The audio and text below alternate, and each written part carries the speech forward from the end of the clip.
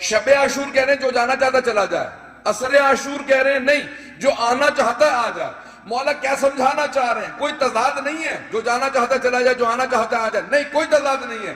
شب عاشور بتا یہ رہے ہیں کہ میرے والوں میں کوئی برا نہیں ہے، اگر ہوتا تو چلا جاتا، میں نے جو اجازت دے دی تھی، اور کہا ان والوں میں کوئی اچھا نہیں ہے، میں نے پھر بھی بلا لیا تھا، اگر کوئی آنا چاہتا تو جنت کی ضمانت تھی۔ اللہ اکبر۔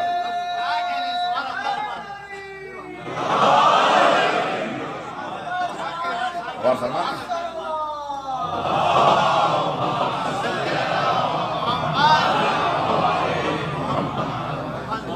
اور فرمانے سے جانے گرامی سید الشہداء جو پیغام دینے کا میرے والوں میں کوئی بھی برا نہیں ہے، اگر ہوتا تو معاذ اللہ چلا جاتا۔ کسی کا بھی شب عاشور اٹھ کے جانا ثابت نہیں ہے، کسی کا بھی، اور روز عاشور کسی کا بھی اس طرف سے اس طرف آنا ثابت نہیں ہے۔ کیوں؟ کیونکہ ان میں جو سید الشہداء کے مقابلے میں آ گئے تھے کوئی اچھا نہیں تھا۔ عزیزان گرامی سید الشہداء نے بہت بڑا پیغام دیا۔ اب قیامت تک کے لیے جناب سید الشہداء کی آواز گونج رہی ہے، حل من ناصر ینصرنا، جو حسینی بننا چاہتا ہے اس کے لیے راستہ واقعی ہے، جو حسینی بننا چاہتا ہے۔ اگر کربلا آ سکتے ہو زیارت کے لیے تو آ جاؤ، نہیں آ سکتے تو جہاں ہو وہیں سے مجھے سلام کرو، میں تمہیں قبول کر لوں گا۔ اے حسین آپ کی عظمتوں کو سلام۔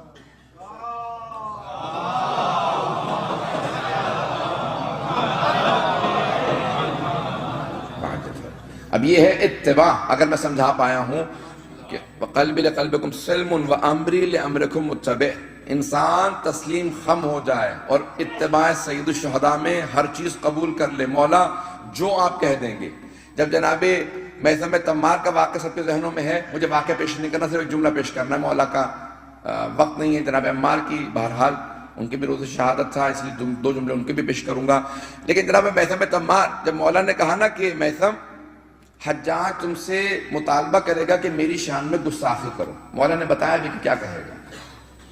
کہا ہے میثم تم جسارت کر دینا، مولا نے بتایا بھی کہ وہ کیا کہے گا، میں پیش نہیں کرنا چاہتا، مولا کی عظمت کے احترام میں پیش نہیں کرنا چاہتا۔ کہا کہ وہ اس طرح سے کہے گا کہ تم یہ کچھ کہو علی کو، تم کہہ دینا میں پھر بھی تمہاری شفاعت کر دوں گا۔ تو جناب میثم تمار نے سوال کیا، کہا مولا یہ کتنی مرتبہ ہوگا میرے ساتھ، کتنی مرتبہ وہ مجھ سے کہے گا، اور کتنی مرتبہ اس کے بعد پھر مجھے سولی پہ چڑھایا جائے گا؟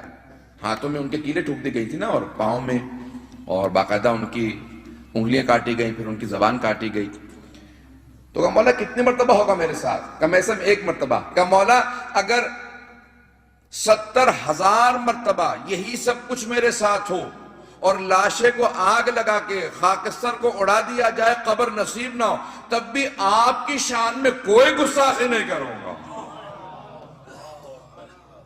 آپ کی شان میں گستاخی نہیں کروں گا۔ عزیزان گرامی یہ جناب میثم تمار ہے، جب ان کو سولی پہ چڑھایا گیا نا تو واقعاً یعنی دار پہ چڑھانا، وہ درخت خشک ہو چکا تھا تو ان کو بہت اذیت تھی۔ حجاج نے پوچھا بھی تھا کہ کیسے بتایا تھا علی نے تمہیں شہید کروں گا؟ کہا مولا نے بتایا تھا یہ ہوگا یہ ہوگا یہ ہوگا، اور تم آخر میں زبان کاٹ دو گے۔ کہا جا پھر میں آج تیرے مولا کو جھوٹا ثابت کرنا چاہتا ہوں معاذ اللہ، اور تیری زبان نہیں کاٹوں گا۔ تو جیسے ہی انہوں نے کیلیں ان کے ہاتھ میں باقاعدہ آہستہ آہستہ کیلیں اور پھر پاؤں میں انگلیاں کاٹی، اس کے بعد جناب میثم تمار کو چھوڑ کے چلے گئے درخت پہ۔ تو جناب میثم تمار نے اس اذیت کے اندر جب خون بہ رہا تھا نا، آخری لحظے کے اندر آواز دی، کہا کوفے والو ذرا آخری مرتبہ میثم تمار کی زبان سے علی کے فضائل سن لو، پھر دوبارہ نہ سن پاؤ گے۔ ایک مرتبہ سارا کوفہ جمع ہو گیا، جب سب جمع ہو گئے کہا میں اس امام کا ماننے والا ہوں جس نے دونوں قبلوں کی طرف نماز پڑھی ہے، جو 2 تلواروں سے جنگ کیا کرتا تھا، جس نے پیغمبر کا مکے میں بھی دفاع کیا، مدینے میں بھی دفاع کیا، جو خانہ کعبہ میں آیا، مسجد کوفہ سے گیا۔ ایک مرتبہ تفصیل سے خطبہ دیا، وقت نہیں ہے۔ جب جناب میثم تمار نے سارا خطبہ دینا شروع کیا، حجاج نے پوچھا یہ مجمع کیوں لگا ہوا؟ کہا میں سمجھ تمار علی کے فضائل پیش کر رہا کہ جلدی سے جا کے زبان کاٹ دو، نہیں تو ہم نے پابندی لگا رکھی ہے۔ یہ فضائل سنا رہا، جب وہ زبان کاٹنے لگا کہ سب حجاج سے کہہ دینا کہ حجاج جھوٹا میرا مولا نہیں، جو مولا نے کہا تھا وہی ہوا، میری زبان کٹ رہی ہے اور میں زبان کٹتے ہوئے گواہی دے رہا ہوں میرا مولا سچا تھا، میں ایک سچے علی کا ماننے والا ہوں۔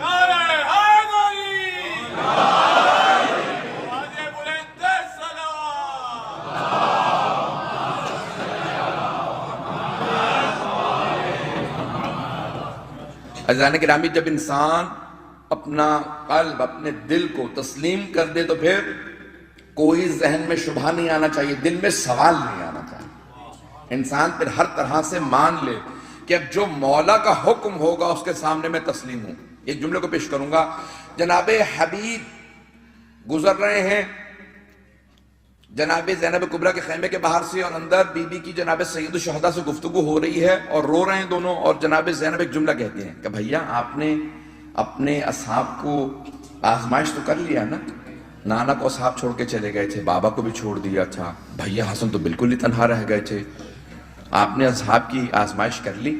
تو جناب سید الشہداء نے کہا کہ میرے اصحاب جیسے کسی کو اصحاب نصیب نہیں ہوئے۔ تو جناب حبیب نے فوراً آواز دی، کہا کہ اے علی کی بیٹی، اگر آپ حکم دیں میں اپنی گردن خود کاٹ کے آپ کے قدموں میں پھینک دوں گا۔ یہ مورخین نے جملہ لکھا کہ جناب حبیب نے اپنی تلوار کھینچ لی، کہا اصحاب حسینی اپنے خیموں سے باہر آ جاؤ، ہمیں جناب زینب کبریٰ کو تسکین دلانی ہے، ان کو اپنے بھائی کی طرف سے اس وقت بہت اضطراب ہے، بی بی بہت گریہ کر رہی ہے، کہ سب باہر آ جاؤ۔ جب سب آ گئے تو ایک مرتبہ کہا کہ اپنی تلواریں نکال لو، کہ بی بی آپ حکم دیں، ہم وعدہ کرتے ہیں اپنی گردنیں کاٹ دیں گے۔ یہ جناب حبیب کا جملہ تھا۔ اللہ اکبر، یہ ہے قلبی لقلبکم سلم و امری لامرکم متبع۔ پتہ نہیں میں پہنچا پا رہا ہوں یا نہیں۔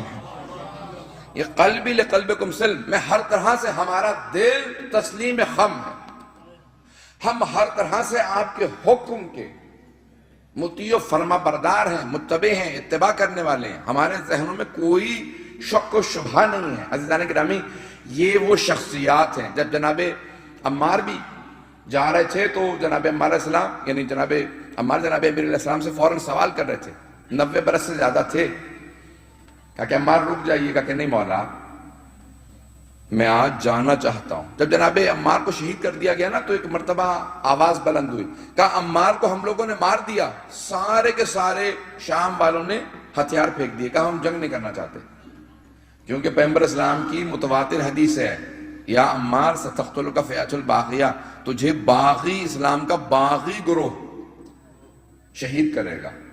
تو اب سارے کے سارے شام والے کہنے لگے وہ تو باغی ہم ہیں، اگر بات پہنچ گئی ہو، وہ باغی ہم ہیں، سب نے ہتھیار ڈال دیے۔ تو اب اس نے سوال کیا، حاکم نے کہا کیا بات ہے، لوگ جنگ کیوں نہیں کر رہے؟ ابھی تو دن ہے، رات نہیں ہوئی، مغرب کے بعد جنگ رکتی ہے، مغرب پہ رکتی ہے، ابھی تو دن ہے۔ کہا کہ نہیں، وہ عمار ہمارے ہاتھوں مارا گیا۔ تو پھر کیا ہوا؟ کہا نہیں، لیکن پیغمبر اسلام کی متواتر حدیث ہے، متواتر حدیث اسے کہا جاتا ہے جس کے کم از کم 10 راوی ہوں، جو سب جانتے تھے، اس نے وہ بھی حدیث نے سن رکھی تھی کہ باغی گروہ قتل کرے گا۔ تو کہا کہ بھئی ہم نے مار دیا، اس کا مطلب ہے ہم باغی ہیں؟ کہا نہیں، جا کے ایک توجیہ پیش کر دو کہ نہ علی لے کے آتے نہ عمار مارے جاتے، اس کا مطلب ہے علی قاتل ہے۔ معذاللہ، دیکھیے بات، پتہ نہیں بات پہنچا پایا ہوں یا نہیں۔ اس نے کہا کہ قاتل علی بن ابی طالب ہے، نہ لے کے آتے 90 برس سے زیادہ بوڑھے صحابی کو۔ امیر المومنین سے کہا گیا کہ یہ علی وہ اس طرح سے توجیہ پیش کر رہا ہے۔ مولا نے کہا کہ اگر لے کے آنا انسان کو قاتل بناتا ہے تو پیغمبر جن اصحاب کو لے گئے تھے بدر میں، احد میں، جناب ختم مرتبہ جن اصحاب کو لے گئے تھے، جن میں جناب حمزہ بھی شہید ہیں، جناب جعفر طیار بھی شہید ہیں، کہ پیغمبر اسلام ان کے ذمہ دار تھے یا قاتل وہی مشرکین ہیں، وہی کفار ہیں جنہوں نے قتل کیا؟ پتہ نہیں بات کو پہنچا پا رہا ہوں یا نہیں۔ میں آرام آرام سے چلنا چاہ رہا تھا، مولا نے پیش کیا۔ عزیزان گرامی، بہت سے لوگوں نے آگے کہا کہ یا علی، یہ جو آپ کے دشمن ہیں نا بہت عقل مند ہے۔ مولا نے کہا عقل مند مت کہو، عقل، العقل ما عبد بہ الرحمن، عقل وہ ہے جس سے رحمان کی پرستش کی جاتی ہے۔ کہا مولا یہ جو آپ کے سامنے جواب لے کے آ رہے ہیں، کہا تلکا حیلتن، یہ مکر و فریب ہے، حیلہ ہے، بہانہ ہے، عقل نہیں ہے۔ عقل وہ ہے جو اللہ کی عبادت کی طرف لے کے آئے، نبی اور امام کی اطاعت کی طرف لے کے آئے۔ وَقَلْبِ لِقَلْبِكُمْ سِلْمٌ وَأَمْرِ لِأَمْرِكُمْ مُتَّبِعٌ، عقل انسان کو امام کی اتباع کی طرف لے کے آئے۔ پتہ نہیں پہنچا پا رہا ہوں یا نہیں۔ اگر انسان میں عقل ہوگی تو انسان فیصلہ کرے گا آخرت کے لیے۔ جس کے اندر مکر و فریب ہوگا، عیاری ہوگی، وہ دنیا کو آخرت پہ ترجیح دے گا۔ آخرت ہمیشہ کے لیے ہے، دنیا عارضی ہے۔ انسان اس دنیا عارضی دنیا پہ امامت کے عقیدے کو قربان نہ کرے۔ اب میں جملے کو پیش کر رہا ہوں، جناب عمار اور سارے کے سارے ان سب نے ایک بات سمجھ لی تھی۔ کیا سمجھا تھا؟ توجہ سمجھ میں کہ میرے ساتھ یہ سب ایک بات سمجھ گئے تھے، شہداء کربلا ایک بات سمجھ گئے تھے کہ دنیا عارضی ہے، اس دنیا کا آخرت پہ فیصلہ کر لینا، دنیا کو بیچ دینا اور آخرت کو خرید لینا، یہ سب سے اچھی چیز ہے۔ کیوں؟ کیونکہ ہمیشہ آخرت میں رہنا ہے، دنیا میں تو عارض کچھ دیر کے لیے آئے ہو۔ تو اب کیا کیا؟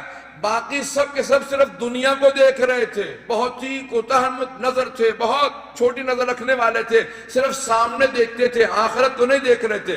ان سب نے ایک بات سمجھ لی تھی کہ آخرت جن کے ساتھ ہے وہ اہل بیت ہیں، اور دوسری بات یہ سمجھی تھی کہ امامت کے معاملے میں کوئی بے طرف نہیں ہوتا، نیوٹرل نہیں ہوتا۔